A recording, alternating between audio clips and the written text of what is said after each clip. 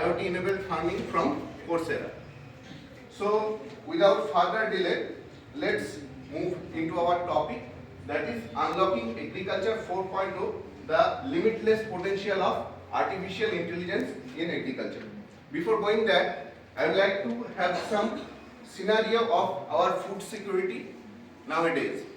So our world population is currently is at 6 billion or 600 crore. By 2050, it will reach 10 billion or 100 crore of population. So we need to produce simply 70% more food in order to feed all of them. And also due to change in urbanization, the food consumption pattern is also changing. So people are moving toward greater meat production, meat consumption. Whereas the per capita meat consumption in 1997 or 1999 was only 36.4 kg, by 2030 it will reach up to 45.3 kg. So we need to produce more food. Next, but where the food is grown, the natural resources, we have depleted it. Already 25% of our farmland is highly degraded and rest are moderately degraded. And for producing the food or producing the meat, we are emitting 2 times more greenhouse gas than previous 50 years. We are producing 2 times more greenhouse gas, and it is causing some extreme climatic event, climate change, that is having also adverse effect on the crop production. Now, after doing all the thing, after generating the greenhouse gases using water, what we produce, the 33 to 50% of the food, all food, are never being eaten. So it is a simply waste. So if we consider the food waste only, it consumes 25 to 30% of global fresh water reserve for that particular year. And if we consider the greenhouse gas emission for only producing the food that we never eat, it is third largest after USA and China. It is considered as a country. So in short, our population is rising, so as our food demand. But extreme climatic events that is occurring, that is degrading the food production, is also increasing. And ironically, the cultivable land is decreasing.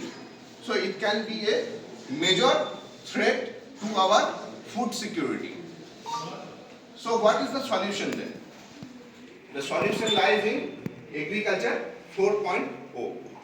So Agriculture 4.0 says either we need to produce using different techniques like hydroponics, the soilless cultivation, or algae feedstocks. We have to feed our cattle so much of food that is being wasted. So algae feedstock can be a greater alternative to the cattle feed.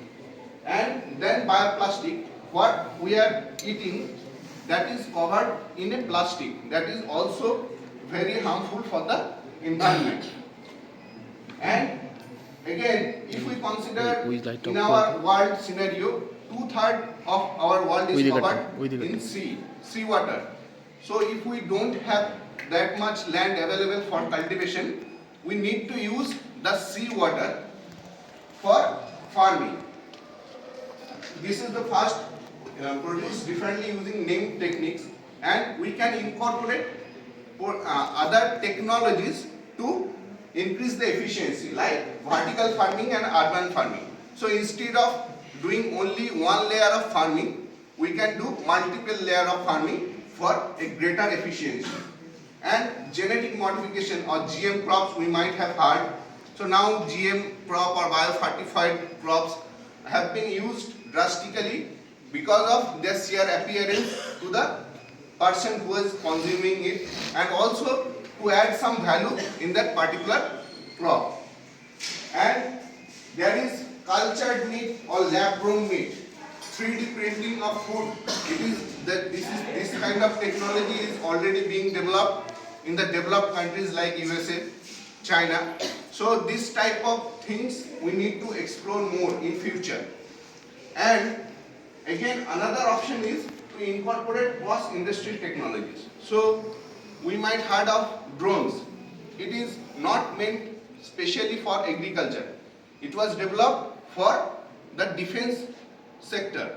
But it is the cross-industry when we incorporate the cross-industry technology. Nowadays drones are being used for spraying.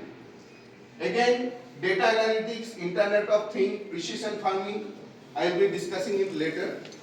Nanotechnology, so we might have heard of nano urea. Sometimes it is a encapsulated form of nano form of this.